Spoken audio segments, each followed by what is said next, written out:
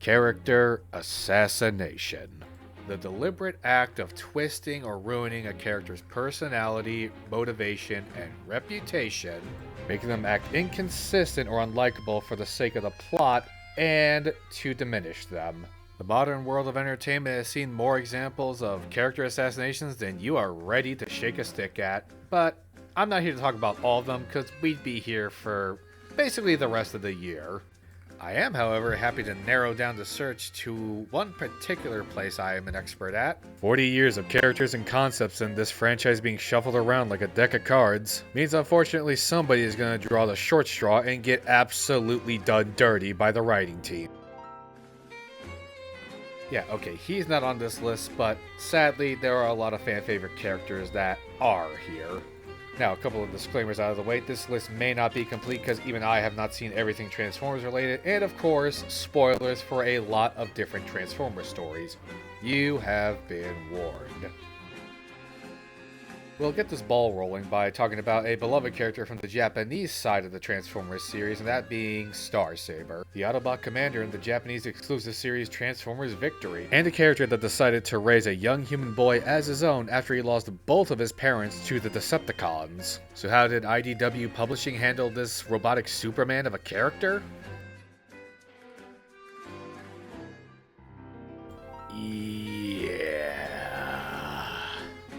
Now, as one of my good friends will put it, it's not that we hate necessarily what they were going for, but we hate what character they chose for this. And to be quite honest, I would be probably forgiving of this if they didn't follow this up by having him absolutely get the banana split treatment by Cyclonus at one point. Lucky for all of you Starsaber fans, when it comes to the entire run of IDW, this is just a drop in the bucket. Sort of like what's coming up with this next character assassination at number 9. Cyberverse was a more well-crafted show than any of us would have given it credit for, but that does not make it free from any of the character assassination foul-outs we're talking about here. I wish I could say the worst thing they did to Drift in this series was to just relegate him as a background character. Instead, he gets the dishonor of having the only memorable moment being that he was a Decepticon double agent this whole time, and to meet his end in a pile of black sludge having a fight with Hot Rod. I think the fact that he was relegated to the background a lot of the time was really a saving grace from this particular Drift getting so much higher on the list. Credit to RID-15, their version of Drift was much more loyal to the source material than that. There are easily 99 problems at least with Transformers The Last Knight. The way they characterized Onslaught? Oh, sure as hell that is one. So you thought the worst thing you could do to a Combaticon is name him after another Combiner? I raise you taking the leader of the Combaticons, making him into a lumbering brute, and completely fragging him at the start of the movie. Once again, the buffer being that there is not a whole lot of screen time with this character, but that said buffer is about to go away right about now. Consider number 7 here a lesson in subjectivity versus objectivity, if you will. Objectively, yeah, Prime is acting completely out of character and is especially betraying his final words in his speech in Dark of the Moon of not betraying or forsaking planet Earth. Subjectively, at bare minimum, I gotta give credit where it's due, they did try to write a fairly decent reason of why Prime finally decided to snap. At the end of it, however, this still rather fits the description of a character assassination, and I just can't let the fact that it didn't tick me off as much as the others affect the way I judge this. Now we are going to get to some of my real examples, and part of the reason why I made this video in the first place. I felt confident in saying that this lovably loud-mouthed, wisecracking rodent absolutely needs no introduction, so let's just skip right to where he was done absolutely dirty. Now, I could probably forgive that they relegated Rat Trap to more of the support role in the series. I really could. I could even forgive the design. But I do have my point, and where he basically just decided to sell out his fellow Maximals just to get some weapons. I mean, I love guns as much as the next guy, but I mean, just good lord, man. To be honest, that was one of the more tame examples of character assassination in Beast Machines. It's about to get gradually worse with this next contender. I could almost work with this edgelord samurai turkey you put on my screen here if it wasn't Silverbolt. Okay, inverting the whole story arc that Black Arachne and Silver Bolt had in the original Beast Wars show, alright. I think that's kind of cool, and giving him sort of a way to deal with being Jetstorm at the start of the series, spoilers, I mean, that's cool too. But why hint at that lovably corny personality he had in the show just to completely throw it to the side and only hint at it again at the very damned end? Now let's round out this little hat trick with one character assassination that really gets my goat. See this? This is Rhinox. You know Rhinox. You love Rhinox.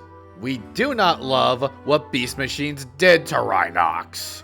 I mean, whoever the hell thought that just wanting a character like this was even remotely a good idea? I have one thing and one thing only to say to you, and that's... Let's just get down to the bottom three before I really push my luck. Okay, now here we are in the final three, and these next two you can kind of think of as constantly going neck and neck between second place, because I really didn't know who was worse, so I'm just going to rattle them off here, and you guys can decide who's third and who's on second. With that explanation out of the way, I present to you number 3, or number 2, depending on who's watching this video, Hot Rod from Transformers Earthspark. What else can I say about this other than the fact that we got a such lovable version of him in Cyberverse that actually became leader of the Autobots for a time, only to turn around with Earthspark doing this to him, just making him a blind crony to Liege Maximo that even the other Decepticons could smell his BS. I don't know what else to say other than somebody on the writing staff must have really held a grudge about the 86 movie. That's my only explanation. Moving quickly to number 2 and or number 3, again depending on how you view this, I'm going to go on from a character who really never had a chance to be depicted well, to a character that could have been so compelling in his depiction, only to be absolutely shit-canned. You had the chance, Earthspark. You had the chance to give us the most compelling version of Starscream since Transformers Armada, and he was voiced by Steve Bloom, only to just turn around and make him the classic conniving villain because, well, maybe people will like the show more if we treat it like classic Transformers. Oh, you have no idea how much I wish that was the worst writing flub that happened post-season 1. We're about to get to it. And now, ladies and gentlemen, we come to number 1 on the list, and it's going to be another hat trick from Earthspark. But I'm less angry about this one and just more disappointed at how far it fell. And that is with Earthspark Megatron. So, Hold it! What the fuck? Hunter? Yep. How the fuck did you get in here? I let myself in. By the way, you shouldn't leave the key under the mat, just saying. I'll remember that for next time. What the hell are you doing here? Dude, if anyone's going to talk about Earthspark Megatron, I have to be the one to take the reins on this one, because you may have been disappointed, but I wasn't just disappointed, bro. I was devastated. Fuck it, go on right ahead. I'm going to go take a coffee break. Thank you. Now, to set the stage, ladies and gentlemen, allow me to give a brief bit of context. You ask Tom or anyone else in our crew, one of my favorite versions of good old Buckethead was his interpretation from IDW Comics, specifically from their 2005 to 2018 universe, or IDW 1.0. Megatron in the IDW Comics was such an amazing character because his story had a solid beginning, middle, and end. It was one of the few times where a version of Megatron has had such a full character arc that came full circle, where he started off as somebody that didn't like how the government was running Cybertron, wanted to do something about it peacefully, but ended up becoming the very thing he hated, eventually realized that he became what he hated, and ultimately decided that, yeah, he didn't like the person he'd become anymore, so he switched sides. Yeah, Megs became an Autobot. Bet you didn't know that was a thing. Unless you're watching this video, then you probably already did know that, but for like the two of you out there that don't. It's a joke, I assure you. Yeah, IDW Megatron was easily one of my favorite takes on Megatron. So when Earthspark pretty much brought in their version of Megatron, which was heavily inspired by his IDW 1.0 portrayal, I was over the moon. And sure, while the show went downhill post-season 1, Megatron still remained one of the best characters in the show. Even if admittedly, I do wish that they had gone more exploring his past and how he really does fight to atone for his sins every day. But I digress, he still remained one of the best characters in the show. And then the series finale happened. Oh, this finale, folks. We do want to talk about this at some point, but I'm not going to get too much into it. But a lot of characters in this finale got done dirty. Bumblebee, Hot Rod, but none got done dirtier than my boy Megs. Seriously, Megatron got done so dirty. To explain, he gets hit by the Blades of Time by Liege Maximo. So the Blades of Time, when you get hit by them, they essentially revert you back to a previous state that you were in. Yeah, Megs gets hit by the Blade of Time, which reverts him back, but he's kind of like in a state of durr after getting hit by it. Then Liege Maximo, with no prompting whatsoever, shoots him with the Requiem blaster for no reason and just kills him. So after they deal with the whole thing with Liege, Optimus tries to revive Megatron, but it doesn't work. So they give him a funeral, and it's actually pretty heartfelt. But just when it all is said and done, Megs wakes up and is back to being a villain again, hops through the space bridge to go conquer Earth, and everybody goes charging after him to basically stop him. And the show ends.